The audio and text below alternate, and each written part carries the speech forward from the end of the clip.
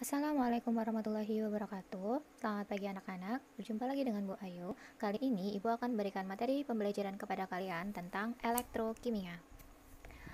Elektrokimia merupakan cabang ilmu kimia yang mempelajari peristiwa yang berhubungan dengan kerja listrik dan aliran elektron dalam suatu reaksi kimia. Elektrokimia dibagi menjadi dua, sel volta dan sel elektrolisis. Pada sel volta, reaksi berlangsung spontan, sehingga dihasilkan energi listrik, atau bisa dikatakan terjadi perubahan energi kimia menjadi energi listrik. Sedangkan pada sel elektrolisis, reaksi berlangsung tidak spontan, sehingga membutuhkan energi listrik agar reaksi dapat berlangsung, atau energi listrik diubah menjadi energi kimia. Pada pertemuan kali ini, kita akan membahas tentang sel volta atau biasa disebut dengan sel Galvani. Rangkaian sel volta terdiri dari larutan elektrolit. Pada rangkaian ini, larutan elektrolit yang digunakan adalah ZnSO4 dan CuSO4. Rangkaian selanjutnya adalah dua buah elektrode, yaitu anode dan katode. Sebagai sebagai elektrode tempat terjadinya reaksi oksidasi atau pelepasan elektron. Sedangkan katode sebagai elektrode tempat terjadinya reduksi atau penangkapan elektron. Anode dan katode tersebut dihubungkan dengan voltmeter oleh kawat konduktor. Yang selanjutnya adalah ada jembatan garam. Jembatan garam di sini berfungsi untuk menjaga kenetralan listrik pada larutan. Pada rangkaian sel volta ini, pada anode logam Zn atau logam seng akan melepaskan dua elektron membentuk ion Zn2+. Pada reaksi ini merupakan reaksi oksidasi. Elektron yang mengalir dari anode ke katode akan ditangkap oleh ion Cu, sehingga pada katode terbentuk endapan Cu.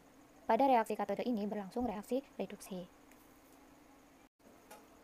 Arus listrik dari kedua elektrode di atas dapat ditentukan dari potensial elektrode standar atau biasa disebut dengan potensial sel standar atau NO sel.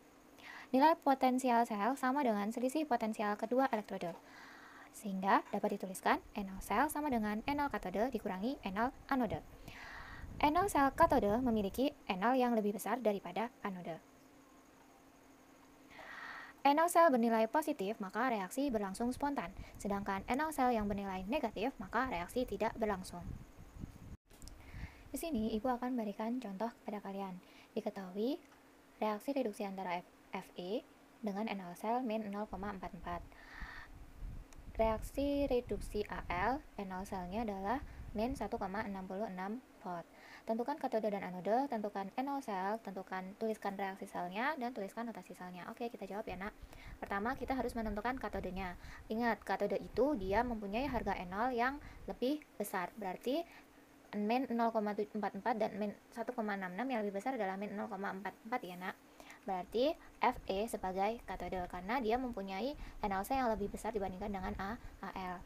Kemudian otomatis anodenya adalah Al.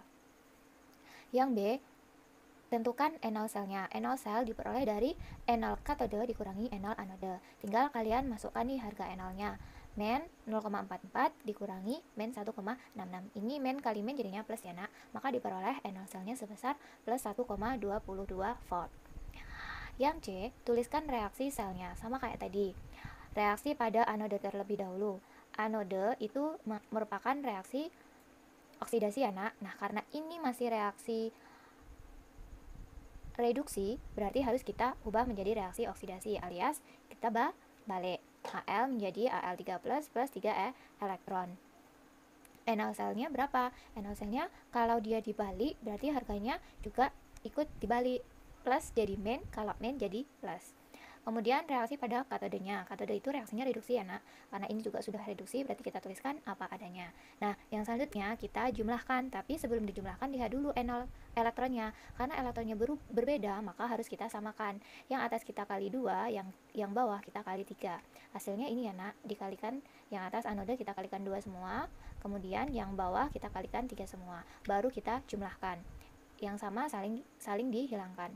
Oke, kita hilangkan 6 elektronnya. Tinggal kita jumlahkan. Oh ya, ketika dikali, harga NO selnya tetap ya, tidak ikut dikalikan. Nah, kemudian didapatkan reaksi selnya yaitu 2Al plus 3Fe2+ menjadi 2Al3+ plus 3Fe. Harga NO selnya tinggal kita jumlahkan, ketemu. Tetap sama ya dengan yang jawaban yang B.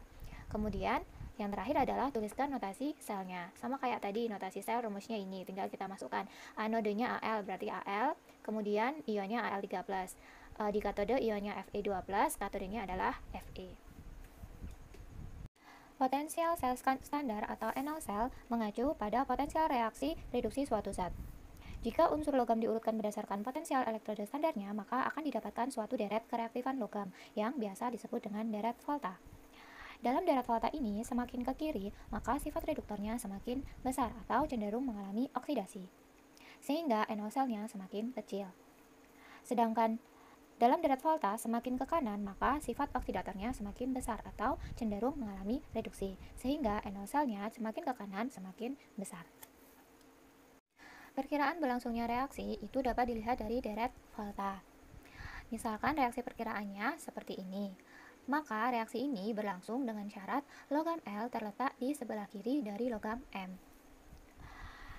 Logam yang terletak lebih kiri itu lebih reaktif daripada logam yang terletak di sebelah kanan. Sehingga logam yang letaknya lebih kiri dapat mendesak logam yang lebih kanan dari senyawanya.